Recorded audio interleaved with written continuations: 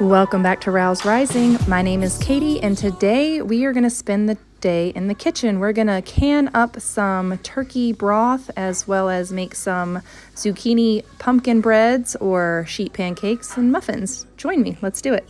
Okay, so today we are canning turkey broth. Yes, that's right. Just the meat stock, right? So in here I've got my bird carcass with whatever meat and skin and bits were left on there.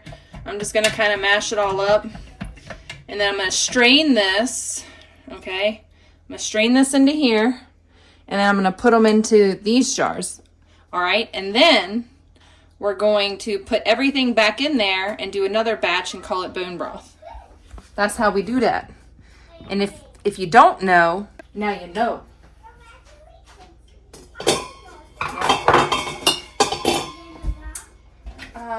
And if you guys are new here, go ahead and click the subscribe button. We'd love to have you a part of the Rouse Rising family. I also just started a Rouse Rising page on Facebook.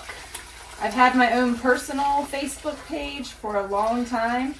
And I don't know why I haven't started a Rouse Rising page. But finally I have. So if you're on Facebook, you can go and, let's be friends over there on the Book of Faces.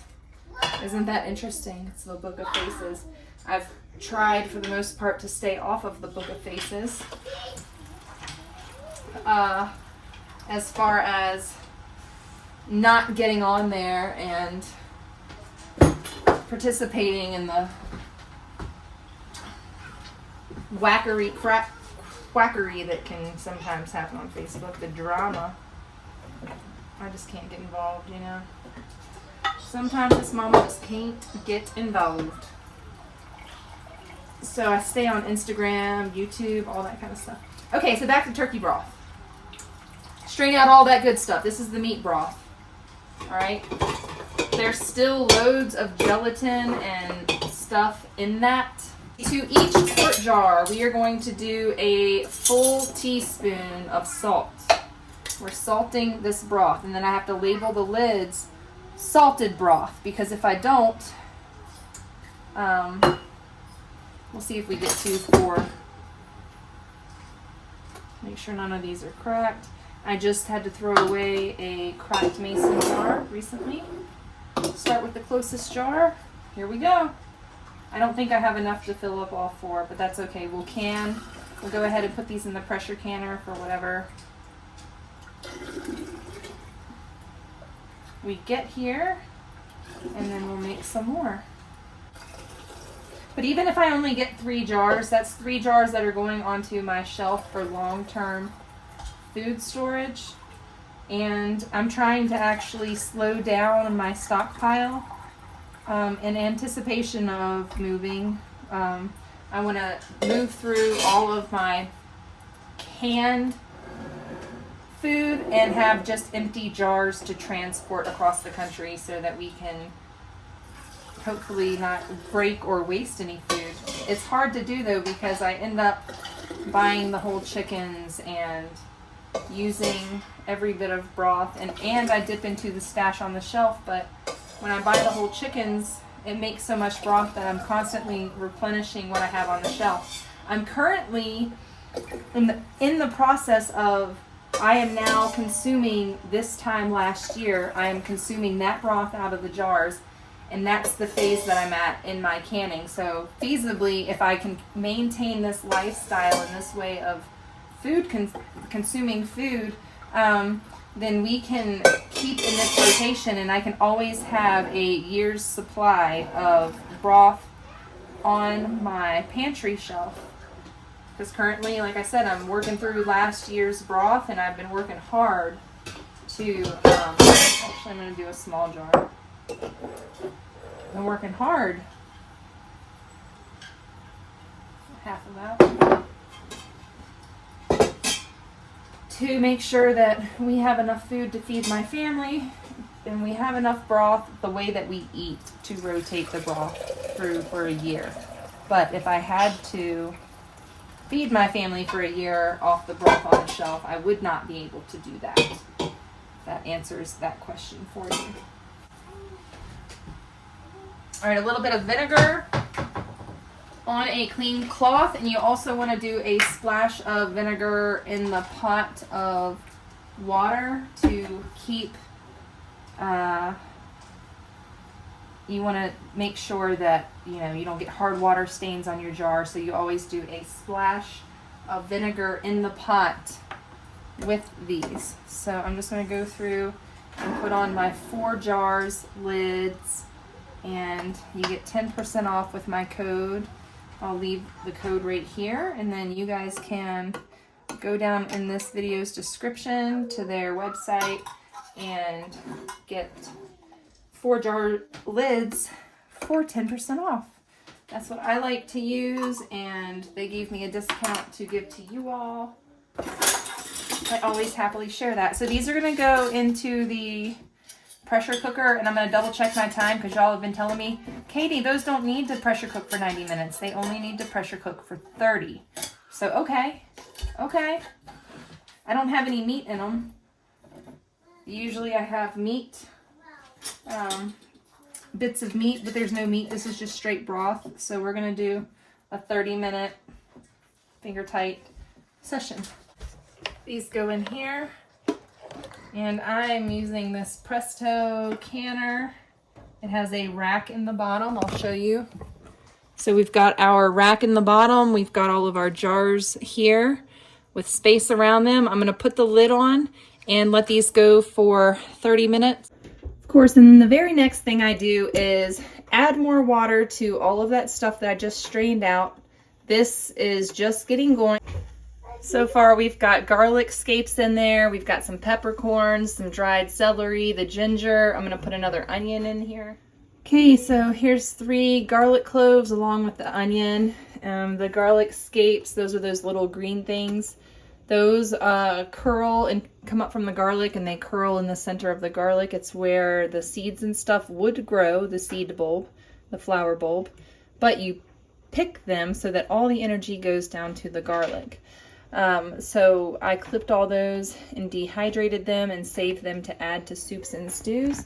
So now we are going to make sure that our ring is sealed all the way around. And in a recent vlog, I told you guys, how do you know when your Instant Pot seal needs to be replaced? And I went over all that with you. I'll link that blog down below. And just because I want to get a, oops, I forgot one thing. I forgot the apple cider vinegar. All right, this is in fact apple cider vinegar. It says white wine vinegar, but I just reused the bottle because it came with the nifty pour spout. So then we aren't dumping, the kids aren't dumping apple cider vinegar on their vegetables and things that they like to put it on. It makes it nice and easy. So we just add about a tablespoon of that to this concoction. And like I said, that helps to break down the bones and that sort of thing.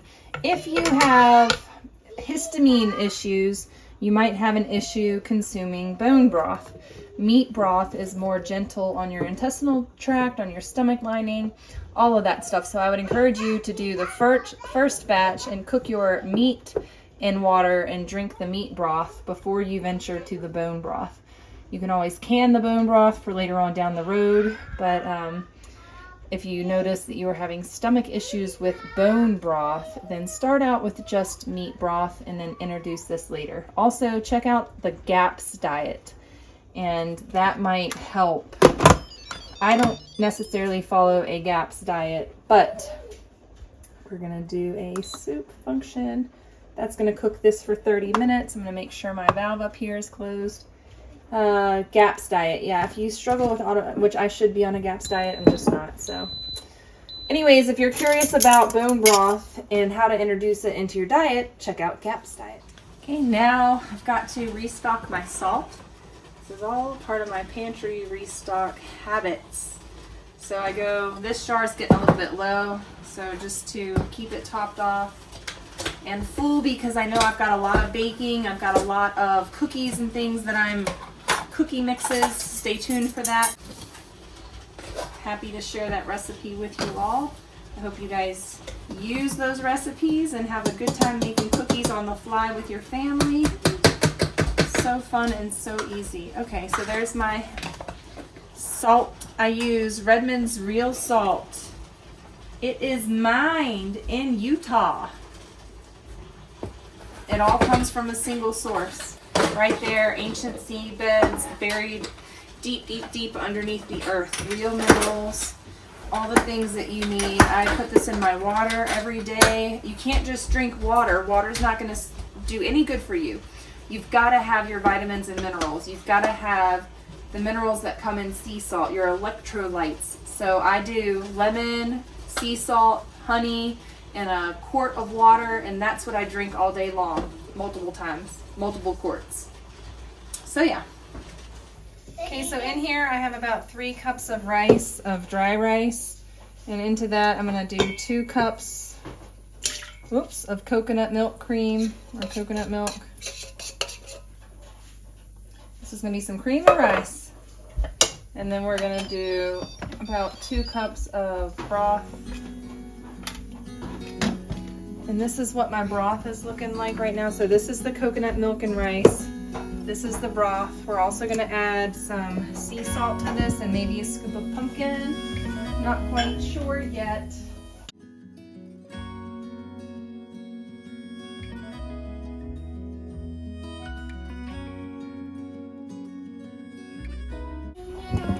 So we added some of the coconut puree to this rice. And now we're gonna let it cook.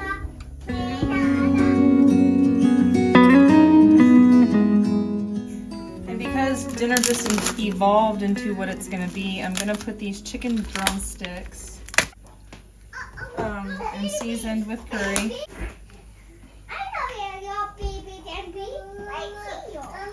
We're going to put these in the air fryer. And then this is the coconut rice with a smidge of curry in it. And also you put some pumpkin in it. And a bunch of this turkey broth. So it's a bunch of things in this rice, and it's really creamy, like a creamy risotto. Rotro. Oh my goodness, this is the chicken. It is so crispy and so juicy. I cooked it in the air fryer. I did a double cycle of the chicken wings. That white stuff is just flour from me battering it. But I did like a coconut milk batter with, you saw. A little bit of curry, a little bit of poultry seasoning, a little bit of salt and pepper, a little bit of good stuff. Oh my goodness, they are so juicy.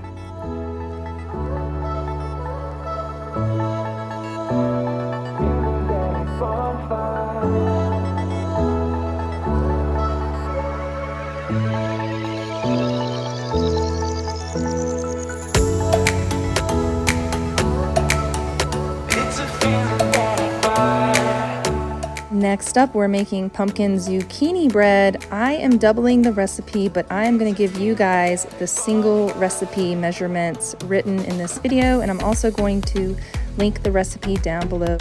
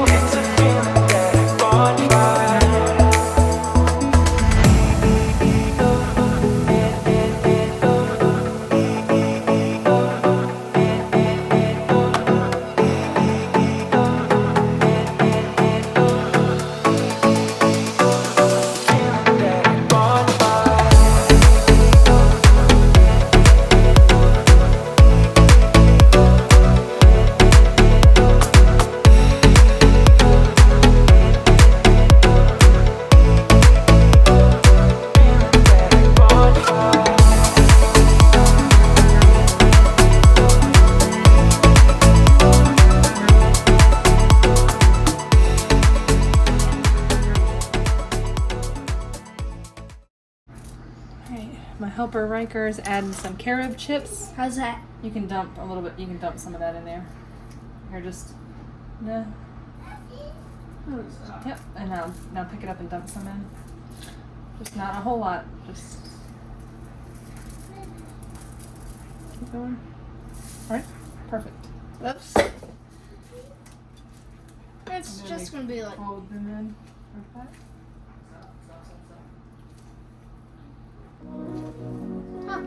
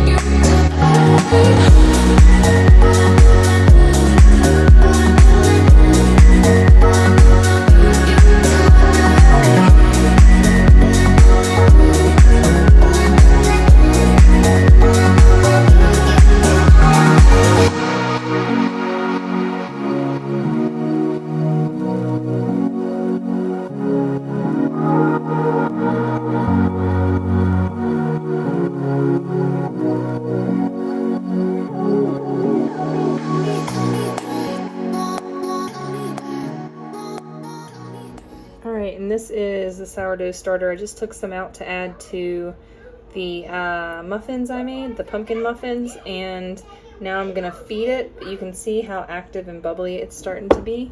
So after I feed it tonight and get it going one more time tonight, I could probably take some out and make a leaven with it tonight, but I'm gonna feed it one more time and then get it going tomorrow.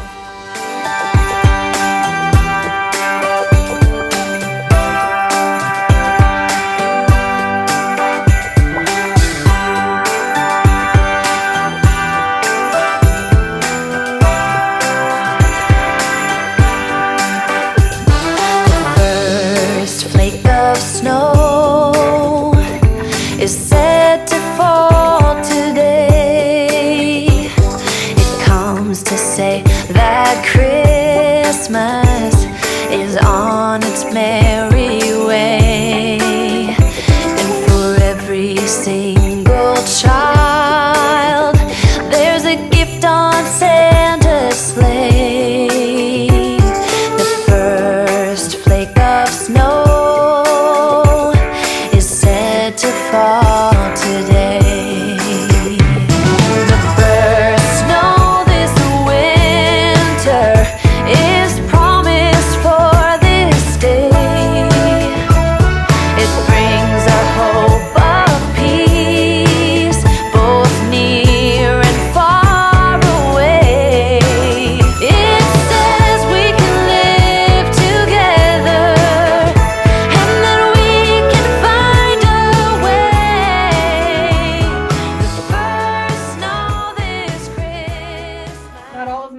daily loaves of bread are worthy of sharing, but ooh, this one cracked a little bit.